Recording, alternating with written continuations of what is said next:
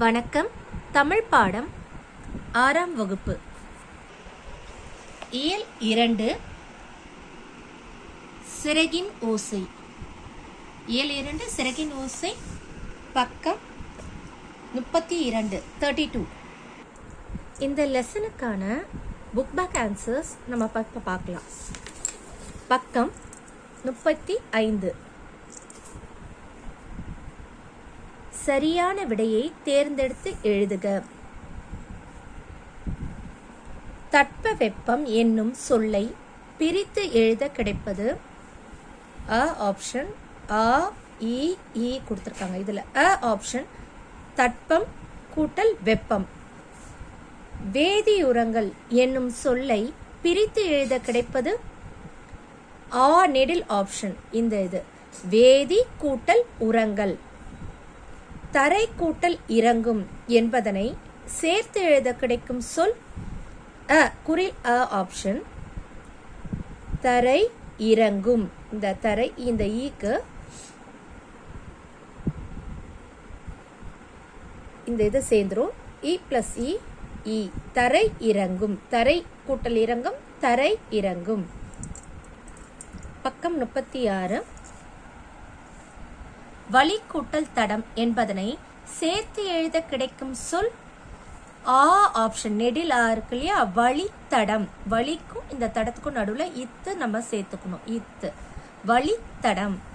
சிட்டுக்குருவி வாழ முடியாத பகுதி இந்த ஆப்ஷன்ல துருவ பகுதி. அந்த பனி நிறைஞ்ச பகுதி இருக்கு இல்லையா, ஆ ஆப்ஷன் துருவ பகுதி. இதுதான் கரெக்டான ஆன்சர். இப்ப கோடிட்ட இடங்களை நிரப்புக.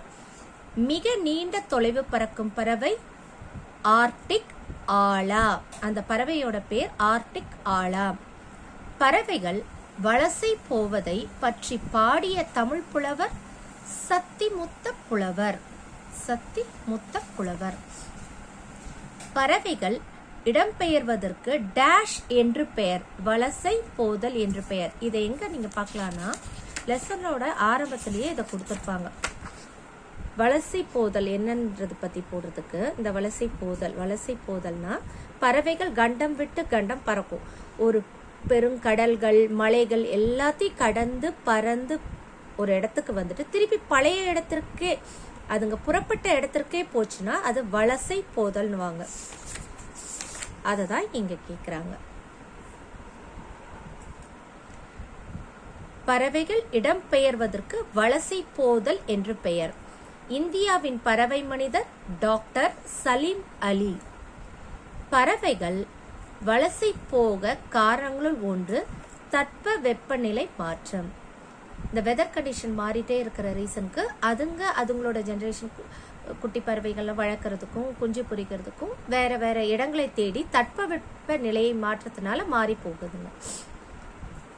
சொற்றொடர் அமைத்து எழுதுக. வாக்கியத்தில் அமைத்து எழுதுக, சொற்றொடரில் அமைத்து எழுதுக, எல்லாமே ஒரே இது. இங்கிலீஷ்ல ஃப்ரேம் தி சென்டென்ஸ் சொல்வோம் இல்லையா, அது. வெளிநாடு. நாம் வெளிநாடு சென்று வேலை பார்த்தாலும் நம் தாய்நாட்டை மறக்க கூடாது. நாம் வெளிநாடு சென்று வேலை பார்த்தாலும் நம் தாய்நாட்டை மறக்க கூடாது. வாழ்நாள்.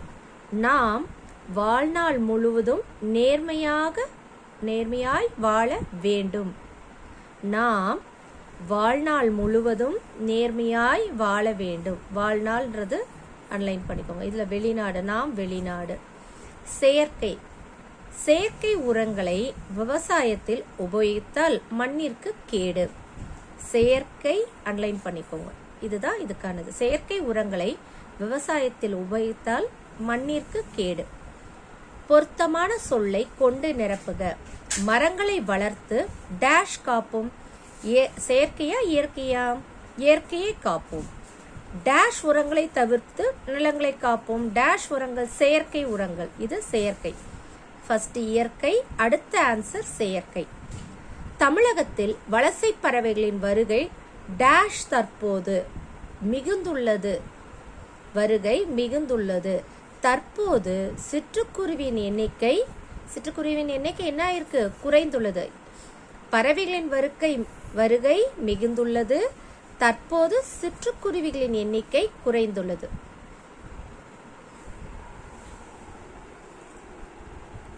ஓகே, உங்களுக்கு இந்த வீடியோ பிடிச்சிருந்ததுன்னா லைக் பண்ணுங்கள், மற்றவங்களுக்கும் ஷேர் பண்ணுங்கள், மறக்காமல் சப்ஸ்கிரைப் பண்ணுங்கள். நன்றி, வணக்கம்.